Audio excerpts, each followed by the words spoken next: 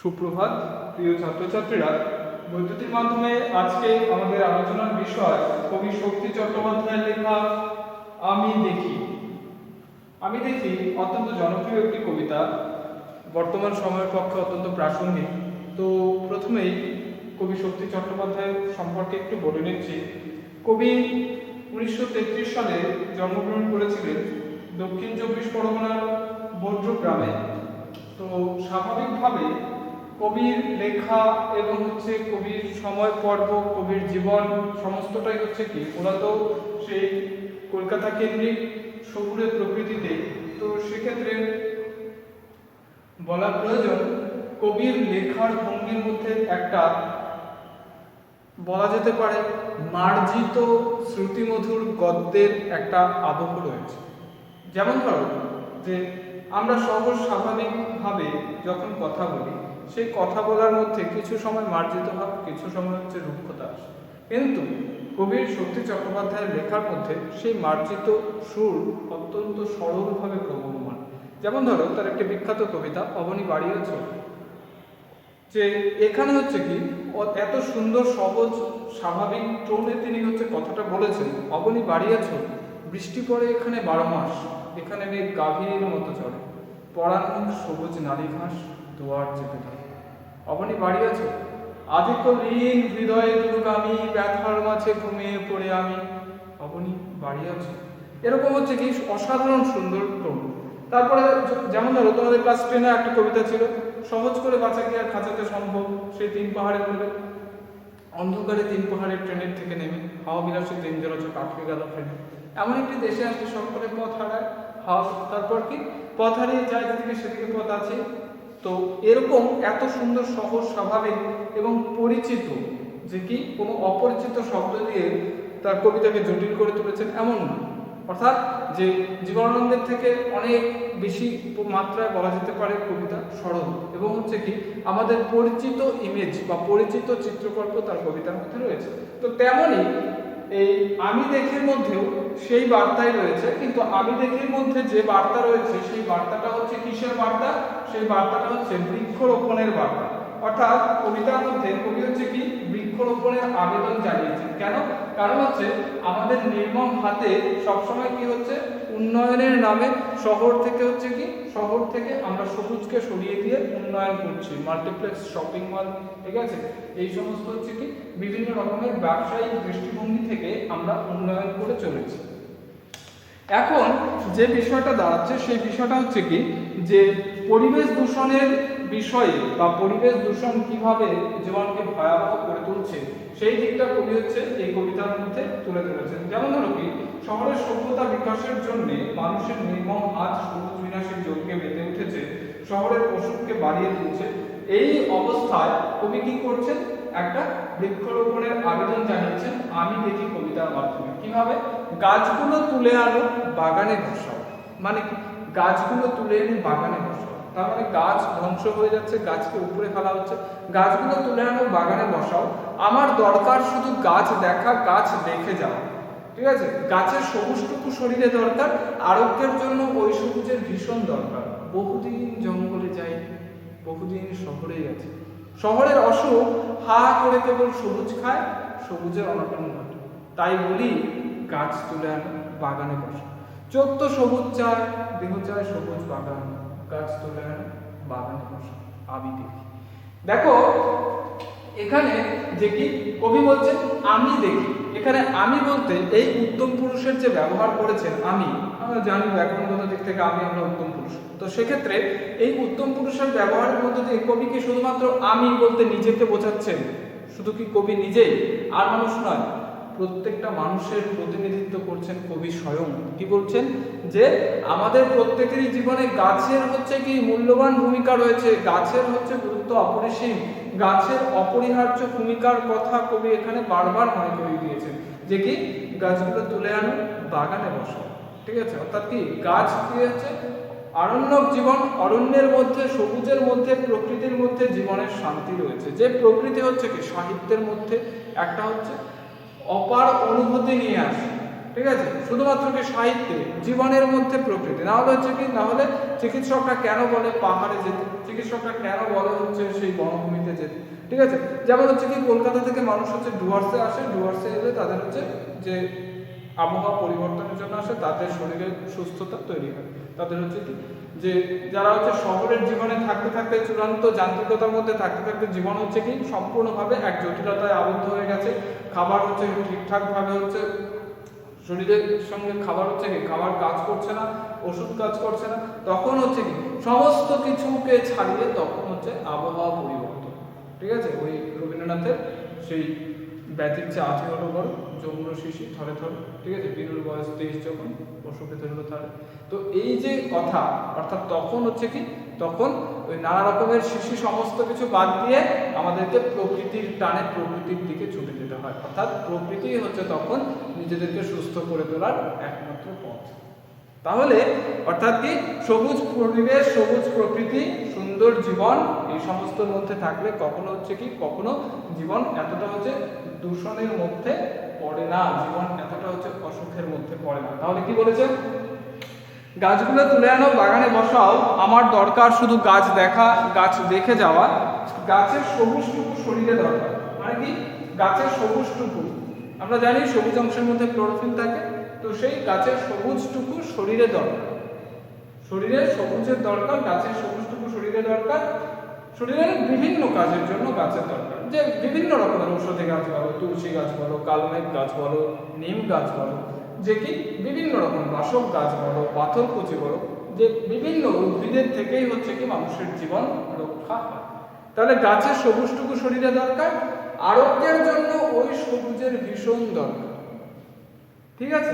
অর্থাৎ কি আরোগ্য মানে সুস্থ হওয়ার জন্য, অর্থাৎ এই যে বর্তমান সময়ে করোনা পরিস্থিতিতে করোনার উপসর্গ হচ্ছে কি হালকা ঠান্ডা লাগবে, কাশি হবে, গলা ব্যথা হবে, ঠিক আছে, তারপর হচ্ছে শ্বাসকষ্ট, এই সমস্ত কিছু হচ্ছে কি রয়েছে। তো এই সমস্ত কিছুর টোটকা ঠিক তেমনই হচ্ছে কি আমাদের কাছে সেই উদ্ভিদের থেকেই রয়েছে, তুলসী পাতার রস রয়েছে, মধু রয়েছে, ঠিক আছে, তারপর হচ্ছে কি বিভিন্ন রকমের হচ্ছে যে মশলা জাতীয় আদা রয়েছে, লবঙ্গ রয়েছে, গোলমরিচ রয়েছে, এগুলো সবই তো গাছের থেকে। তাহলে যে এই যে দেখবে এখন হচ্ছে কি, এখন একটা সুন্দর অ্যাড হচ্ছে করোনার পরে, যখন হচ্ছে চায়ের দোকান বন্ধ হয়ে গেছে, ঠিক আছে, ওই যে সম্ভবত কি মৃদুল কি যেন লোকটার নাম ছিল, যে মৃদুল দত্ত নাকি সামথিং, যাই হোক, তো কি বলেছিল আমরা কি চা খাবো না, তো সেই যে কথা তারপরের থেকে কি হলো, যে তারপরের থেকে একটা ডাবল হানি হচ্ছে কি যে হানিওয়ালা চায়ের ব্যবস্থা করেছে, অর্থাৎ সেই যে কি বিভিন্ন রকমের যে পাড়ার মোড়ে মোড়ে যে দোকানগুলো থাকে, বাজারে বাজারে যে টি স্টলগুলো থাকে, সেই চায়ের দোকানগুলোতে এখন দেখবে যে কি যাতে মানুষ হচ্ছে করোনার থেকে মুক্ত থাকে, করোনার পরিস্থিতির থেকে হচ্ছে সম্পূর্ণভাবে মুক্ত থাকে, তার জন্য হচ্ছে কি হানিওয়ালা চায়ের ব্যবস্থা করেছে, ডাবল হানি দিয়ে যে কি সেই হানি দিয়েছে। তো সেক্ষেত্রে এই যে চা, ঠিক আছে, সেটাও হচ্ছে কি, সেটা হচ্ছে প্রকৃতি থেকেই পাওয়া। তাহলে গাছের সবুজ, আজকে ধরো মৌমাছি কোথায় বাসা করবে, মৌমাছি কি তোমার ঘরে এসে বাসা করবে, ঘরের মধ্যে এসে দেবে, সেটা হচ্ছে কি সে গাছেই। তাহলে যে প্রত্যক্ষ পরোক্ষ বিভিন্ন ভাবে হচ্ছে গাছের উপকারিতা আমাদের জীবনে রয়েছে। তাহলে গাছের সবুজটুকু শরীরে দরকার, আরোগ্যের জন্য ওই সবুজের ভীষণ দরকার। বহুদিন জঙ্গলে কাটেনি দিন, তার মানে কি বহুদিন জঙ্গলে কাটেনি দিন মানে কবি শহরের মধ্যেই আছে, শহরের যান্ত্রিকতার মধ্যে আছে, বহুদিন জঙ্গলে কাটেনি দিন, বহুদিন জঙ্গলে যায়নি, বহুদিন শহরেই আছে, ঠিক আছে। তার মানে কি বহুদিন শহরের যান্ত্রিকতার মধ্যে, শহরের দূষণের মধ্যে, শহরের প্রতিযোগিতাপূর্ণ জীবনের মধ্যে, শহরের যন্ত্রণাদীর্ণ জীবনের মধ্যেই কবি বেঁচে আছে। বহুদিন জঙ্গলে যায়নি, বহুদিন শহরে গেছি, তো তার ফল কি হলো, শহরের অসুখ হা করে সবুজ খায়। অর্থাৎ শহরের অসুখ হচ্ছে কি হা করে সবুজ খায়, এর অর্থ কি শহরে উন্নয়ন হচ্ছে, উন্নয়ন উন্নয়ন উন্নতি, আর হচ্ছে কি যে অর্থ ব্যবসা এই সমস্ত নামে শহরে যে উন্নয়নের যজ্ঞ চলছে, সেই উন্নয়নের যজ্ঞের কাছে গাছের সমাধি হয়ে যাচ্ছে, ঠিক আছে, বৃক্ষের সমাধি হয়ে যাচ্ছে। তো সেই বৃক্ষের সমাধির ফলে কি আমাদের জীবনও হচ্ছে কি সমাধির দিকে এগিয়ে যাবে। তাহলে যে শহরের অসুখ হা করে কেবল সবুজ খায়, তার ফল কি সবুজের অনটন, অনটন মানে অভাব, ক্রাইসিস, সবুজের সংকট দেখা দিচ্ছে, যে কি মূল্যবান গাছ, যে কি ডুয়ার্স থেকে হচ্ছে চোরা শিকারীরা ওত পেতে থাকে, যেখানে হচ্ছে কি গাছ থেকে শুরু করে বন্যপ্রাণ কোনো কিছু নিরাপদ নয়, সব কিছু হচ্ছে কি তাদের কাছে প্রাণটাও হচ্ছে কি প্রাণটা একেবারে হচ্ছে মানে প্রতিদিনের ব্যবহারের কোনো যে পলিথিনের মতো হচ্ছে কি ব্যবহার করলাম ফেলে দিলাম, এরকম হচ্ছে কি নৃশংসতার মধ্য দিয়ে বন ও বন্যপ্রাণকে মানুষ বর্তমানে দেখছে। তাহলে সে কি শহরের অসুখ হা করে কেবল সবুজ খায়, সবুজের অনটন ঘটে। তাই বলি গাছ তুলে আনো, বাগানে বসাও, আমি দেখি। চোখ তো সবুজ চায়, দেহ চায় সবুজ পায়। অর্থাৎ কি সবুজের দিকে তাকালে আমাদের চোখের ক্লান্তি দূর হয়, তাই তো সহজ সত্যটা আমরা জানি। চোখ তো সবুজ চায়, সারাক্ষণ হচ্ছে কি যে অনলাইন ক্লাস করছো, ঠিক আছে, চোখের কিন্তু অবস্থা শেষ। তাহলে এটা সবারই হচ্ছে। তাহলে চোখ তো সবুজ চায়, দেহ চায় কি, দেহ চায় সবুজ বাগান। অর্থাৎ দেহ কি চাইছে, দেহ চাইছে সবুজ, সুন্দর সবুজ, চারদিকে হচ্ছে মনোরম একটা পরিবেশ। চোখ তো সবুজ চায়, দেহ চায় সবুজ বাগান। অর্থাৎ দেহের আবেদনটাই হচ্ছে কি সবুজের মুক্ত পরিবেশের মধ্যে। চোখ তো সবুজ চায়, দেহ চায় সবুজ বাগান, তাই বলি গাছ তুলে আনো, বাগানে বসাও, আমি দেখি। অর্থাৎ যে কি বারবার একই আবেদন, অর্থাৎ বৃক্ষরোপণের আবেদন হচ্ছে কবি এখানে জানিয়েছে। দেখো কবিতার ভাববস্তুটাকে আমি একবার খুব সহজ করে বলে দিচ্ছি। বাগানে আরো গাছ চাই, কেউ যেন এখানে আরো গাছ লাগায়। কবি দেখতেন গাছ মন প্রাণ করে, তারপর কি যে চোখ জুড়িয়ে গাছ দেখে যাওয়াই তার প্রধান কাজ।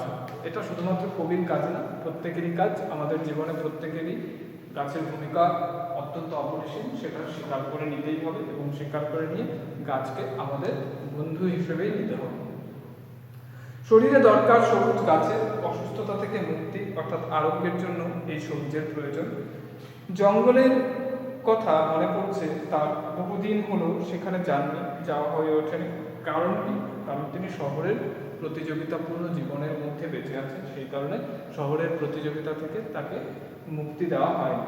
শহরেই আছেন দীর্ঘদিন, সেখানে যে প্রধান অসুখ তা হলো, তার কাজই হলো হা করে সেখানকার সবুজ কিনে ফেলা। অর্থাৎ কি উন্নয়নের কারণে শহর থেকে গাছকে সরিয়ে সেখানে হচ্ছে কি সেখানে বিভিন্ন রকমের যে বাড়ি, বিভিন্ন রকমের অফিস, বিভিন্ন রকমের হচ্ছে কি বিভিন্ন রকমের মাল্টিপ্লেক্স শপিং মল, এই সমস্ত তৈরি করা। তার কাজই হলো হা করে সেখানকার সবুজ কিনে ফেলা। এই শহরে সবুজের বড় অভাব, ঘোরতর অনটন, তাই তো তিনি বাঁচতে চান, আর সে কারণে গাছ তুলে এনে বাগানে বসাতে চান। দেহ চোখ আজ কেবল সবুজ চায়, তিনি দেখবেন বলে যেন আরো গাছ নিয়ে আসা হয়, বাগান ভরে যায়। চারপাশের উন্নয়ন আসলে ইট কাঠ পাথর কংক্রিটের উন্নয়ন। এই উন্নয়নে প্রাণ নেই, এই উন্নয়নে রয়েছে অর্থের অহংকার, ঠিক আছে। এই উন্নয়নের মধ্যে রয়েছে জীবনের ভোগ বিলাসিতা, যে ভোগ বিলাসিতা অরণ্যকে আমাদের কাছ থেকে দূরে নিয়ে চলে যাচ্ছে। এই সহজ সত্যটাই কবি শক্তি চট্টোপাধ্যায় তার এই কবিতার মধ্যে বলে দিয়েছেন। দেখো অত্যন্ত গদ্যের ভাষায় সহজ ভঙ্গিতে কবি বলে দিয়েছেন যে কি চোখ তো সবুজ চায়, দেহ চায় সবুজ বাগান। অর্থাৎ দেহের আবেদনটাই হচ্ছে কি সবুজ বাগান। অর্থাৎ সবুজ পরিবেশের মধ্যে আমরা হচ্ছে কি আমরা জীবনের মুক্তি খুঁজে পাই। তো সেটাই হচ্ছে কবি বারবার বলছেন। কি কি তাহলে দেখো কি কি বিষয় এখানে কবিতার মধ্যে ফুটে উঠেছে। গাছগুলি তুলে আনো, বাগানে বসাও, আমার দরকার শুধু গাছ দেখা, গাছ দেখে যাও। তার মানে কি প্রত্যেকের জীবনে হচ্ছে গাছের ভূমিকা অপরিসীম। তাহলে প্রত্যেকের জীবনের মূল দরকার হচ্ছে কি গাছ দেখা, গাছ দেখে যাও। তারপর গাছের সবুজটুকু শরীরে দরকার, আরোগ্যের জন্য ওই সবুজের ভীষণ দরকার। অর্থাৎ কি ঔষধ, ঠিক আছে, যে কি গাছের সবুজটুকু শরীরে দরকার। সবুজ অংশটা আমাদের কাছে অত্যন্তভাবে প্রাসঙ্গিক এবং জীবনের জন্য অত্যন্তভাবে গুরুত্বপূর্ণ। অর্থাৎ সবুজ অংশ মানে কি পাতা, তাই তো, ডালপালা। তাহলে গাছের সবুজটুকু শরীরে দরকার, আরোগ্যের জন্য ওই সবুজের ভীষণ দরকার, ঠিক আছে। দেখো যে কি ক্রিয়া বিশেষণের কি সুন্দর ব্যবহার। আরোগ্যের জন্য ওই সবুজের ভীষণ দরকার, শুধু দরকার নয় ভীষণ দরকার। আরোগ্যের জন্য ওই সবুজের ভীষণ দরকার। বহুদিন জঙ্গলে কাটেনি দিন, বহুদিন শহরে, বহুদিন জঙ্গলে যাই, বহুদিন শহরেই আছে। তাহলে অর্থাৎ কি শহরের প্রতিযোগিতাপূর্ণ নাগরিক সেই এক কমপ্লিটেড উপমন্যুক জীবনের মধ্যে তিনি বহুদিন বেঁচে আছেন, যে জীবনে প্রাণের আরাম নেই, যে জীবনে স্নেহের আলো নেই, যে জীবনে ভালোবাসা নেই, যে জীবনে ক্লান্তি দূর করার উপকরণ নেই। ঠিক আছে, ক্লান্তি দূর করার উপকরণ কোথায় রয়েছে? আরণ্যক পরিবেশের মধ্যে রয়েছে। অরণ্যের সেই সুস্থ, সুন্দর, নির্মল, শান্ত সেই যে আরণ্যক পরিবেশ, সেই যে মনোরম পরিবেশ, সেই মনোরম পরিবেশের মধ্যে প্রশান্তি রয়েছে। তাহলে সেটাই বলেছে যে কি, যে বহুদিন জঙ্গলে যায়নি, বহুদিন শহরে আছি, তো সেক্ষেত্রে কি শহরের অসুখ কি করছে? হা করে কেবল সবুজকে গিলে ফেলেছে।